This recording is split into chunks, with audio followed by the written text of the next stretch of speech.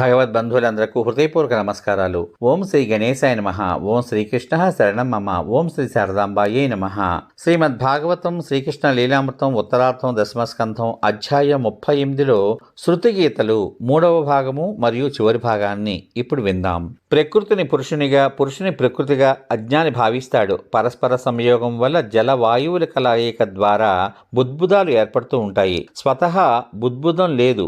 అలాగే పురుషుని అధ్యాస కారణంగా ప్రకృతిలో జీవభాగము అగణిత నామరూప గుణ కల్పన జరుగుతూ ఉంటుంది. నదులన్నీ సాగరంలో లీనమైనట్లు ఉపాధిరహితులైన నీలోనే సమస్త జీవులు లయమవుతూ ఉంటాయి. పరమాత్మ మాయ కారణంగా సర్వజీవులు భ్రమవశమై పరిభ్రమిస్తూ ఉంటాయి. నీకన్నా తాము భిన్నమన్న భావంతో జనన మరణ రూపకాల చక్రంలో పడి గిరగిరా తిరుగుతూ ఉంటాయి. ఈ భ్రాంతిని గ్రహించిన జ్ఞాని అచంచల భక్తితో నిన్నే శరణ పొందుతాడు. దారుణ భయంకరమైన జనన మరణ చక్రం నుండి సంరక్షించగలవాడవు నువ్వు మాత్రమే. శీతోష్ణ వర్ణయుక్తమైన కాలచక్రం నీ భ్రూ విలాసం మాత్రమే. జీవరాశినంతటినీ అది భయభీతులను చేస్తూ ఉంటుంది. నీ శరణాగతుల జోలికి మాత్రం అది రాదు. నీ భక్తులకు కాలచక్ర భీతి ఉండదు. ప్రాణేంద్రియాలను స్వాధీనంలో ఉంచుకున్న యోగులైన చంచల విశృంఖల మనోరూప తరంగాలను అదుపు చేసే ప్రయత్నంలో సద్గురు శరణు కోరిక సాధనలో విఫలురే అవుతూ ఉన్నారు. వారు తమ మార్గంలో పదే దుఃఖాలను పొందుతూ కష్టాలను ఎదుర్కొంటూ శ్రమను మాత్రం పొందుతూ ఉన్నారు. నావికుడు లేని నావలో సాగరయాత్ర చేసే వ్యాపారిక దశయే సద్గురు కరుణ లేని వానికి కలుగుతుంది. శరణాగతులకు ఆత్మస్వరూప నీవే అండగా ఉండగా ఈ దారాపుత్రాధనాదులేలా. కాని అది తెలియని వారు నరనారీ సంబంధ విషయ వాసనలలో పడి బాధ అనుభవిస్తూ ఉంటారు. కానీ ఈ సంసారంలో సుఖాన్ని ప్రాప్తింపచేసే వస్తువన్నదేదీ లేదు. ఈ వస్తుజాలమంతా నేడో రేపో నాశనమైపోయేదే. అన్నీ సారహీనాలే కాదు, శక్తిహీనాలు కూడా. అట్టి వస్తువులు మానవ మాతృనికి సుఖ శుభాలను ఎలా చేకూరుస్తాయి? విద్యా ధన కుల తపస్సంపదాదులు ఉన్నా అహంకారం లేకుండా ఉండే సంత మహాత్ములు పవిత్ర తీర్థ సమంగా మానవులను పవిత్రం చేస్తూ ఉంటారు. నీ చరణారవిందాలు ఆ మహాత్ముల హృదయారవిందాల్లో భాసిల్లడం వల్లనే వారికి శక్తి కలిగింది.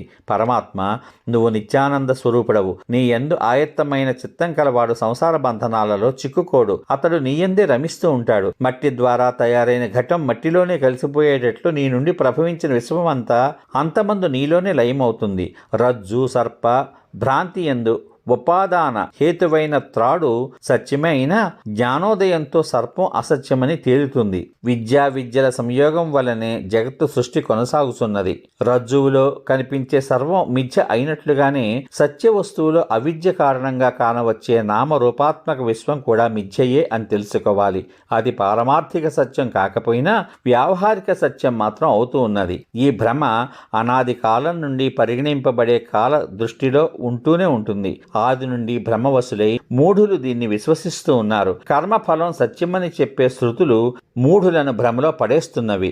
కర్మ ఫల నిత్యత్వాన్ని వ్యక్తం చేయడం శృతుల భావం కాదని వారు గ్రహించజాలరు. వారు స్వయంగా కర్మలు ఆచరిస్తూ పరులను కూడా వాటిని ఆచరింపచేయడంలో సంలగ్నం అవుతూ ఉన్నారు. ప్రభు సృష్టికి ముందు గాని ప్రళయానంతరం గాని ఈ విశ్వం ఉండడం లేదు.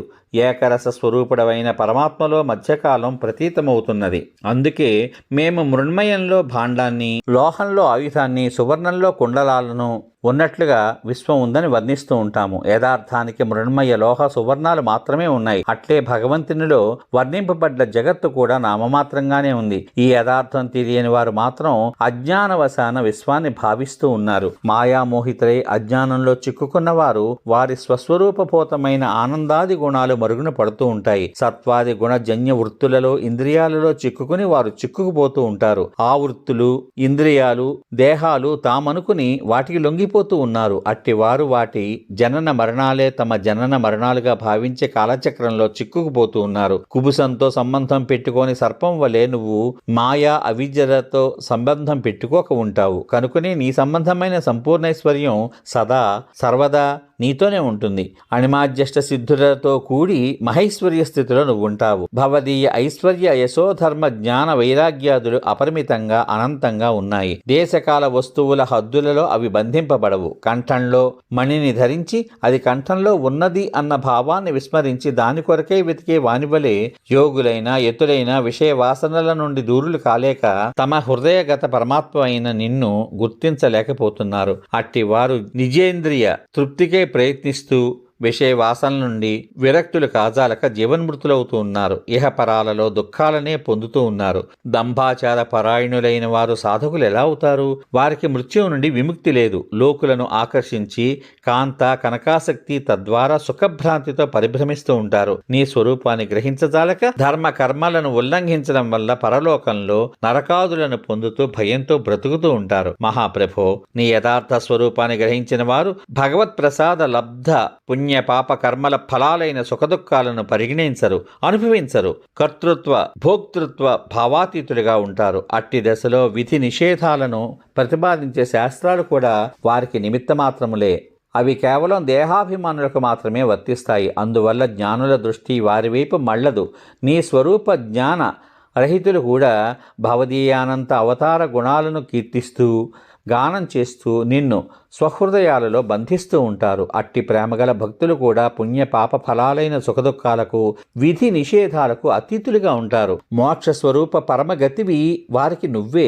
జ్ఞానులు భక్తులు కాక మిగిలిన వారందరూ శాస్త్రబద్ధులవుతూ ఉన్నారు. శాస్త్ర నియమోల్లంఘన కారణంగా వారు దుర్గతులను పొందుతూ ఉన్నారు. స్వర్గాది లోకాధినాథులైన బ్రహ్మేంద్రాదులు కూడా నీ ఆద్యంతాలను గుర్తించజాలరు. అంతం లేని వస్తువులను చూడడం ఎలా సంభవిస్తుంది?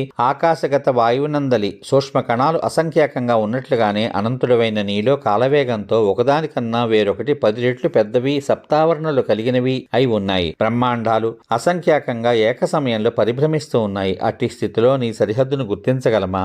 నీ యథార్థ స్వరూపాన్ని శృతులమైన మేము కూడా గుర్తించజాలకున్నాము. నీకన్నా భిన్నమైన వస్తు సర్వస్వాన్ని నిషేధిస్తూ చివరకు నిన్ను సైతం నిషేధిస్తూ ఉన్నాము. అనంతుడవైన నీయందే మా శక్తిని లీనం చేసి ధన్యులమవుతూ ఉన్నాము. అప్పుడు నారాయణుడు ఇలా అన్నాడు: నారద, ఉపర్యుక్త రీతిని సనకాది మహర్షులు జీవాత్మ పరమాత్మల ఐక్యతను గురించి తెలియచేసే ఉపదేశాన్ని ఆలకించి ఆత్మస్వరూపాన్ని గ్రహించారు. జన్మతః నిత్య సిద్ధులే అయినా ఈ ఉపదేశం వల్ల కృతకృత్యులైనట్లు భావించి సనందుని పూజించారు. సనకాది మహర్షులు సృష్ట్యాదిలోనే బ్రహ్మ మానసపుత్రులుగా ప్రభవించడం వల్ల వారు సర్వుల కన్నా ప్రాచీనులు. ఆకాశచారులైన సనకాదులు సర్వవేద పురాణోపనిషత్సారాన్ని గ్రహించారు. ఇది సర్వశాస్త్రాల సార సర్వస్వము. నారద, నువ్వు కూడా సనందనాదుల వలె బ్రహ్మ మానసపుత్రుడవు. వారిలానే పరిపూర్ణ జ్ఞానం కలవాడవు. నువ్వీ బ్రహ్మ విద్యను ధారణ చేసి స్వచ్ఛందంగా భూమండలంలో సంచరిస్తూ వాసనలనన్నింటినీ నశింపచేసి దీనిని మానవులకు ప్రబోధించు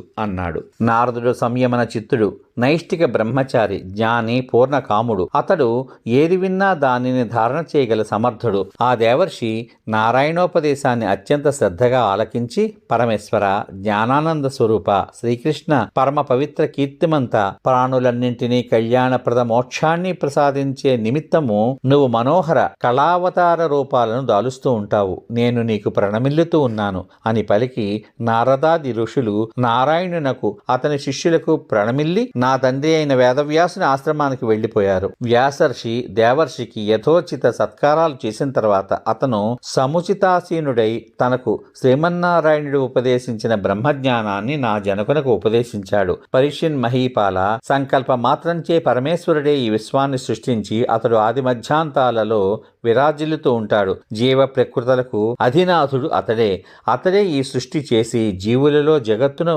ప్రవేశిస్తున్నాడు. దేహ నిర్మాణం చేసి దాన్ని శాసిస్తూ ఉన్నాడు.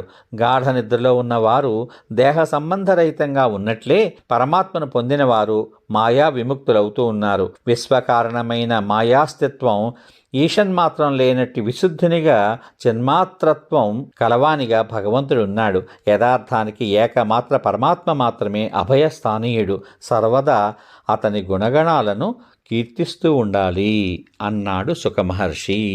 సశేషం.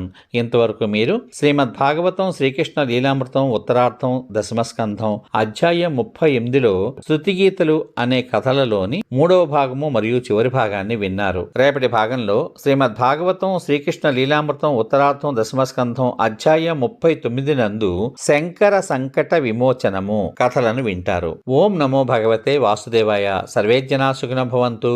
ఓం శ్రీకృష్ణ పరబ్రహ్మణే నమః. శుభమస్తు. స్వస్తి.